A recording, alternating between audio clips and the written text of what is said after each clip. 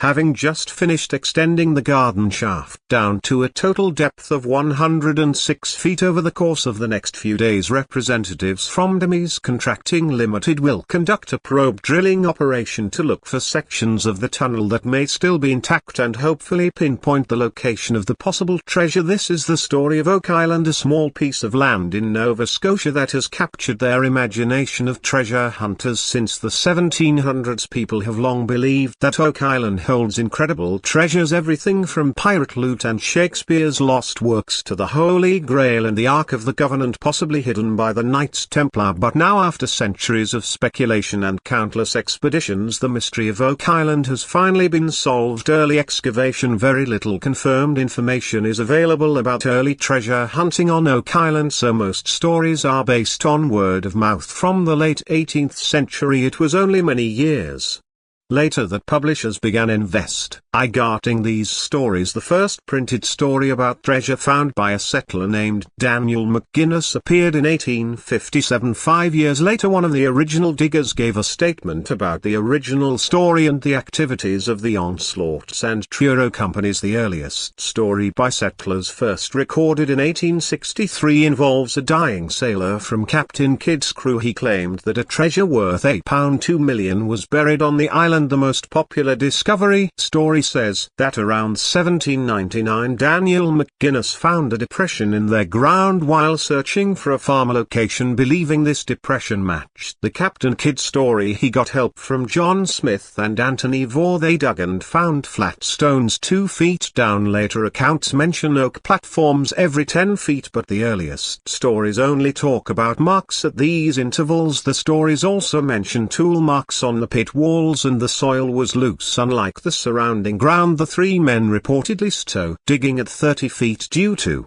superstitious dread. Another version of the story says all four people involved were teenagers, and McGuinness first found the depression in 1795 during a fishing trip. This version ends with them giving up after digging as much as they could. Around 1802, a group called the Onslaught Company reportedly sailed from central Nova Scotia to Oak Island to find hidden treasure. They dug down to about 90 feet, finding layers of logs or marks every 10 feet, as well as layers of charcoal putty and coconut fiber and a large stone inscribed with symbols. The pit then flooded with 60 feet of water for unknown reasons, and the excavation was abandoned after workers tried to recover the treasure by digging a tunnel from a second shaft that also flooded. The last major company of this early period was the Truro Company, formed in 1849 by investors. They redug the pit to 86 feet, but it flooded again. They then drilled 5 holes into the original shaft. The doctor went through a spruce platform at 98 feet, then hit layers of oak, some metal in pieces, another spruce layer and clay for 7 feet. The platform was hit twice, each time bringing up metal, wood and coconut fiber. Another shaft was dug 109 feet deep northwest of their original shaft, with a tunnel branching off to intersect the treasure. However, seawater flooded this new shaft, and workers thought the water was connected to the sea because the flooded pit rose and fell with the tides. The Truro Company then focused on excavating a nearby cove where they found a flood tunnel system. When they failed to stop the flooding, they dug one final shaft 118 feet deep with a tunnel under the original shaft. During this excavation, the bottom of the original shaft collapsed. It was later speculated that the treasure had fallen through the new shaft into a deep void, causing the new shaft to flood. The Truro Company ran out of funds and dissolved around 1851. The first published account was in 1857, when the Liverpool Transcript mentioned a group digging for Captain Kidd's treasure on Oak Island. This was followed by a more detailed account by a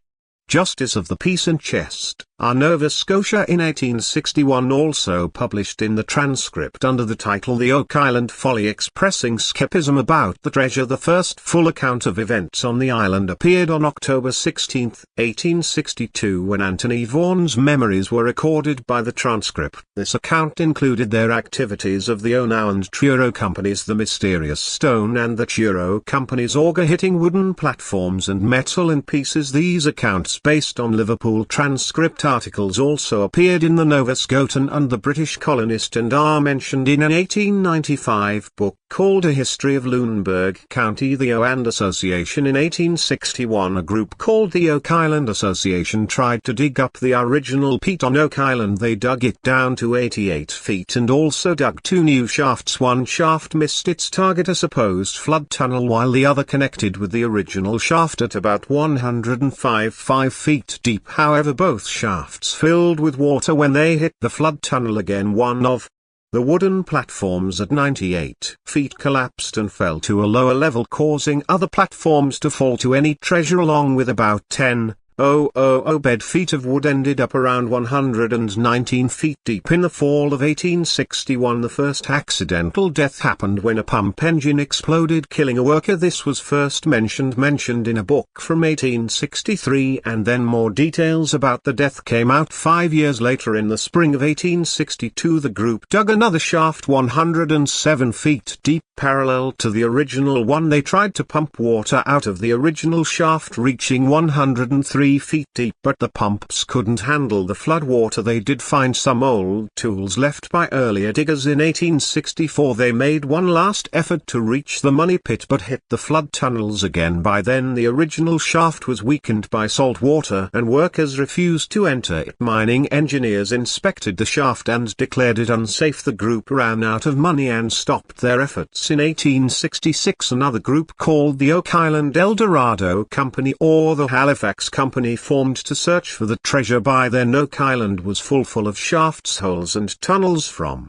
previous treasure hunters. When they couldn't stop the flood tunnels at Smith's Cove, they focused on the main shaft. They drilled exploratory holes and found bits of wood, soft clay and blue mud, but nothing valuable. The group gave up in 1867. In 1896, an unknown group came to the island with steam pumps and boring equipment. Although the pumps couldn't keep water out of the side shaft, they took some boring samples. One sample had a tiny piece of sheepskin parchment with two letters V or Y written in Indian. Incorporated. In 1897, a worker named Mayad Kaiser died in an accident when he fell to his death. In 1898, the group poured red paint into the flooded pit, reportedly showing 3 exit holes around the island Smith's Cove. In August 1909, Captain Henry L. Bodo and arrived on Oak Island as part of the Old Gold Salvage Group, which included Franklin D. Roosevelt. They focused on the money pit. Divers were sent down, but nothing interesting was found. Bowden also looked at Smith's Cove, where people had reported seeing drained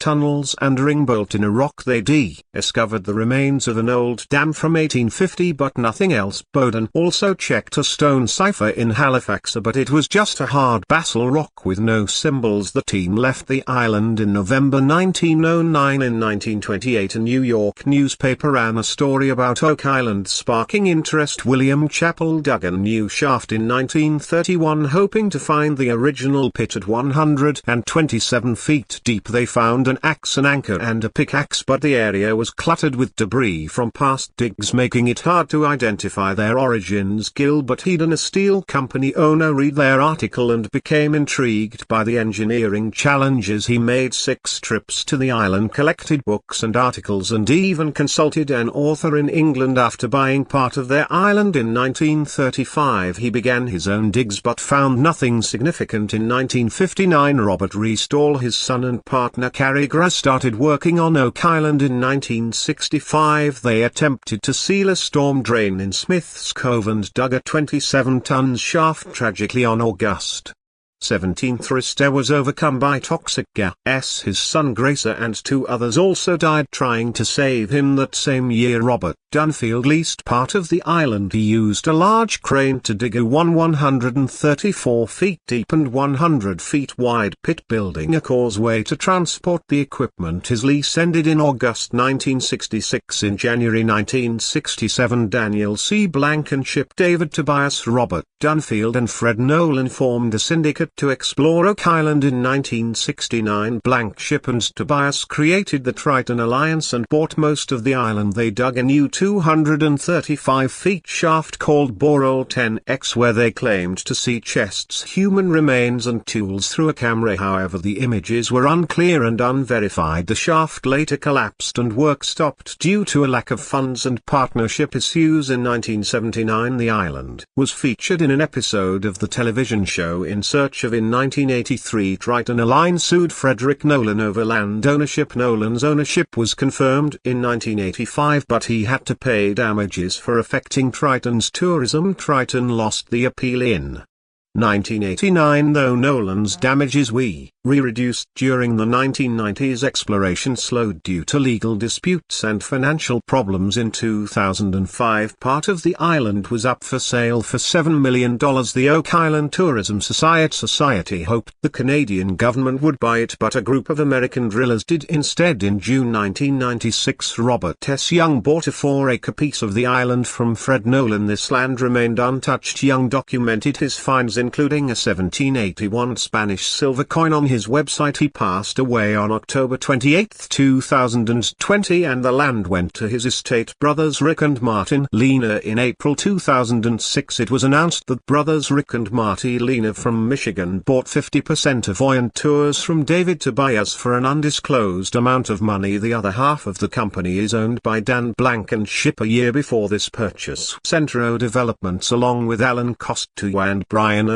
Buck, who are part of the Michigan Group, bought Lot 25 on Oak Island from David Tobias for around $230. After buying the shares, the Michigan Group together with Blank and Ship decided to start working again on Oak Island, hoping to find buried treasure and solve the island's mystery. In July 2010 Blank, Ship and the other owners of Oak Island Tours announced on their website that they had received a treasure hunting license from the Nova Scotia Department of Natural Resources and the Department of Tourism, Culture and Heritage. This license allowed them to search for treasure until December 31, 2010. After that date the departments replaced the treasure hunting license with the Oak Island Treasure Act. This new act, effective from January 1, 2011, allows treasure hunting to continue on the island as long as the hunters have a license from the Minister of Natural Resources. The Lena brothers' exploration efforts have been featured on the reality television show The Curse of Oak Island, which has been airing on the History Channel since 2014. Mysterious markings in 1862. An article in their Halifax Sun and Advisor described a stone underground with mysterious markings. JBMCU, in a letter from June 2, 1862, recounted the stone's discovery during an excavation in the early 1800s. Macaulay mentioned layers of charcoal and putty and said the stone found at 80 feet was square, 2 feet long and about a foot thick with several carved symbols. In 1863 another newspaper article claimed the stone was part of the chimney of an old house near the excavation site. A year later a different article said the stone was kept by the Smith family. On January 2, 1864, John Hunter Dewar from the Historical Society of Nova Scotia contacted treasure hunter George Cook. Cook, in a letter dated January 27, 1864, said Smith built the stone into his chimney in 1824. Cook saw the stone around 1850 and described the markings as rough and likely made with a blunt tool. By 1864 the chimney had been enclosed in wood hiding the stone. An undated letter from William Blairton after 1893 mentioned Jefferson W. MacDonald, who first told Blair about Oak Island in 1893. MacDonald, a carpenter, worked under George Mitchell, who supervised the Oak Island Association formed in 1861. MacDonald said he and others took down a partition in Smith's house to examine the stone in the fireplace. The symbols were visible but no one could decipher them. James Flynn, his 1872 novel The Treasure of the Seas, recounted his time as a summer resident on Oak Island in the late 1860s. In the story, characters find the stone removed removed from the chimney upon their arrival. DL noted that no one had decoded the mysterious symbols which an innkeeper described as faint and irregular. Skeptics thought the markings were accidental scratches rather than an inscription. Reginald Vanderbilt Harris, in his 1958 book The Oak Island Mystery, wrote that their stone was moved to Halifax around 1865 to the 1866. Harris did not provide a source for this claim. The next mention of the stone was in an 1893 Oak Island Treasure Company prospectus, which stated the stone was moved to Halifax, where James Lee reportedly deciphered it to read 10 feet below our 2 million buried. On August 19, 19 Clears magazine published Captain H. L. Bond's first-hand account of the stone. Then at Cratton's bookbinder in Halifax, Bowden described the stone as hard basalt with no visible symbols. He was skeptical that their symbols had worn off due to the stone's hardness. Charles B. Driscoll's 1929 book The Oak Island Treasure, based on second-hand accounts, stated that the stone was shown to everyone visiting Oak Island. Smith had placed the stone in his fireplace with the characters facing out for visitors to see. After Smith's death, the stone was moved to Halifax, then to J.B. McCoo's home in Truro, where it was exhibited to many people. Eventually it ended up in a bookbinder's workshop and was used as a base for beading leather. Over time the inscription nearly wore away and the stone was later seen in a lax bookstore, but its final fate remains unknown. O'Cratton, part of the 1866 expedition, reportedly moved the stone from Smith's home to Cratton's bookbinder Harry W. Marshall. In 1935 recalled seeing their stone as a boy. He noted that someone had carved the initials JM on it, but there was no other evidence of an inscription. The stone was used for various purposes, is in the boundary and left behind when the business closed in 1919. One researcher claimed the cipher on the stone translated to 40 feet below 2 million lie buried. This translation first appeared in Edward Rugg Snow's 1949 book True Tales of Buried Treasure. Snow said he received the symbol from at Kempton of Cambridge, Massachusetts, who had gotten them from a now deceased school teacher. Money Pit. The history of Oak Island centers around a hole called the Money Pit. This pit was discovered in the summer of 1795 by Daniel McInnes, John Smith and Anthony Vaughan. People hoped to find treasure there, which is why they named it the Money Pit. However, instead of finding riches, many people ended up spending a lot of money trying to uncover its secrets. We don't know for sure if there's any treasure at the bottom of the Money Pit. Some believe it might still be the winner. Others think it was taken out long ago. Another theory is that the pit is a clever trick to hide the real treasure, which could be somewhere else on the island. Over the years, people have dug deep into the Money Pit. They've found several layers of oak clogs, possibly more than 2 or 3, and marks made of putty or charcoal every 10 feet. These layers and marks add to the mystery of what might be below. Starting in 1804, more detailed records were kept about what was found in the pit. One of the most interesting discoveries happened at a depth of 80 to 90 feet. Searchers found a stone with strange symbols carved into it lying face down. This stone added to the intrigue of the pit. After finding the inscribed stone, searchers faced a major challenge: water. According to a well-known book called The Oak Island Mystery by R.V. Harris, no water was found until they reached 90 feet deep, but then the ground became softer and water started to appear at 93 feet. The water increased, making it difficult to dig by. The next morning the pit was filled with 60 feet of water, stopping their progress. The searchers had accidentally triggered a trap set by the original builders of the Money Pit. This trap, known as the flood tunnel, made it almost impossible to continue digging despite many attempts to get around the water. The flood tunnel kept the pit filled. People have many questions about the Money Pit. Did the original builders have a way to stop the water from flooding the pit? Is the actual treasure hidden in another chamber above the water level but still out of sight? Is there another entrance to the treasure chamber that doesn't involve the Money Pit? Is the Money Pit just a decoy to distract treasure hunters, and if so, why was a block and tackle left behind? If it really existed, what if whatever was put in the pit was never meant to be taken out again? These questions remain unanswered, adding to the mystery and fascination of Oak Island and the Money Pit. Despite many efforts and lots of money spent, the secrets of the Money Pit continue to elude treasure hunter's stone. Detail reports on the stone's size varied, saying it was between 2 to 3 feet long and 12 to 16 in wide. The stone looked like dark Swedish granite with a hint of olive color, which was not common in their area. People have tried to recreate the symbols said to be on the stone, but these images mostly come from the memory of someone who saw the stone long ago. There are no tracings or rubbings of their original symbols, even though hundreds of people reportedly saw the stone while it was with their Smith family. The last time anyone saw the stone was when it was displayed in a Halifax merchant's window to attract buyers for shared heirs. The mysterious inscription on the stone has fascinated researchers and code breakers. The most well-known and widely accepted translation was given by Reverend at Kempton in 1949. Recently a similar code was found by the late Zena Halpin, a researcher of their Knights Templar from New York. This new find, called La Formule, offers new insights into their Oak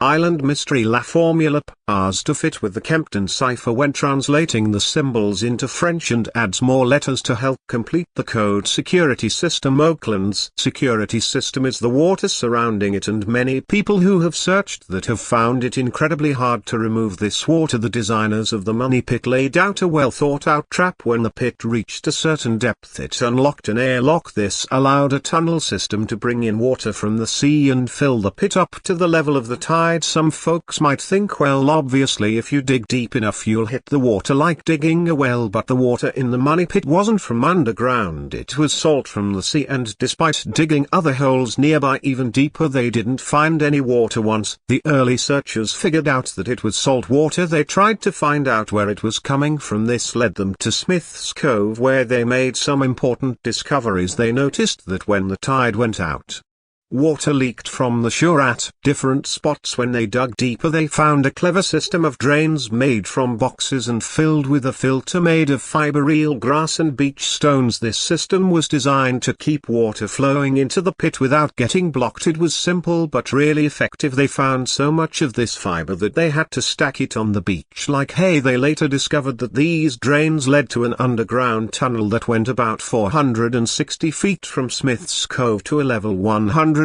feet deep in the pit, sloping at about a 22.5° angle. The tunnel was narrow and tall, similar to the ones found in old mines. After digging, they filled the tunnels with round rocks and beach stones to stop them from collapsing, which would block the water flow. There's also a suspicion of another tunnel leading from the South Shore Cove to an even lower part of the money pit, but it hasn't been proven yet. At different times during the years of investigating, they used clay and dyes to prove for sure that there was a connection between the sea and the money pit. Explorers who were interested in the Oak Island mystery. Among those intrigued by the mystery of Oak Island are individuals who believe in psychic abilities or the paranormal. One such figure is Harold Sherman, who employed what he called psychic archaeology in an attempt to uncover the secrets of the island. According to Sherman, the treasure was purportedly buried by French explorers in 1746 as they fled from British forces. He claimed it included valuable items such as gold, jewels, religious artifacts and documents related to the origins of Freemasonry. Another individual drawn to the mystery of Oak Island was Lorraine Warren, who used a device known as a ghast box to communicate with spirits on the island. According to Warren, the island was haunted by the specters of pirates, soldiers and treasure hunters who had met their demise. The similarly Michael Bodin, who identified as a psychic and healer, claimed to have sensed the presence of the treasure and its protectors through his clairvoyant and clairsense abilities. Despite the earnest efforts of Sherman, Warren, Bodine and others, the alleged curse of Oak Island has persisted with tragic consequences. Reports indicate that at least 6 individuals have lost their lives in pursuit of the elusive treasure, underscoring the dangers associated with the quest. In addition to those who approached their mystery from a paranormal perspective, there were also scientific endeavors aimed at unlocking their secrets of Oak Island. Notably, Drivian Spooner, a geoscientist from Acadia University, conducted extensive analyses of soil samples taken from various b-holes in the area known as the Money Pit. His findings revealed elevated levels of silver in some of the samples, suggesting their presence of a significant deposit of silver coins or bars hidden beneath the island's surface. The discovery of silver holds profound significance due to its historical value and widespread use as a medium of exchange, adornment and artistic expression. Uncovering silver on Oak Island could potentially validate the efforts of treasure hunters and provide crucial clues regarding the enigmatic signals and structures encountered in the Money Pit area. More discoveries. In the late 1800s, the Oak Island Treasure Company encountered a cement-like barrier at 153 feet underground, behind which lay a parchment potentially linking the island to Shakespearean manuscripts hidden by Francis Bacon. Decades later, the Lynn has unearthed more parchment fragments near the Money Pit, raising the tantalizing possibility of further connections to Shakespeare's lost works. A reported Roman sword discovery in 2005 turned out to be a modern replica, dispelling notions of Roman presence in North America. The discovery of a wooden structure with Roman numerals at Smith's Cove dated to 1769 suggested a pre-existing treasure operation before the Money Pit discovery. Fred Nolan's discovery of boulders arranged in a cross pattern hinted of Templar involvement on the island, fueling speculations about hidden Templar treasure. A Templar cross-adorned coin found near the Money Pit provided further evidence of their Templar presence and potential treasure on Oak Island. The finding of a lead cross near Smith's Cove with religious carvings akin to those in a French prison where Templar knights were held strengthened the Templar connection. Additional Templar relics, including a medieval crossbolt, further bolstered the theory of Templar activity on Oak Island. The discovery of a copper coin in the swamp raised questions about possible Spanish treasure, while a silver ring hinted at European origins and a potential link to sunken treasure ships. Speculations about a sunken treasure ship were fueled by the discovery of a ship brace under stress and signs of fire in the swamp. Numerous ship spikes found across the island suggested the presence of a docking WF used for unloading treasure. Artifacts discovered near Samuel Ball's former residence, including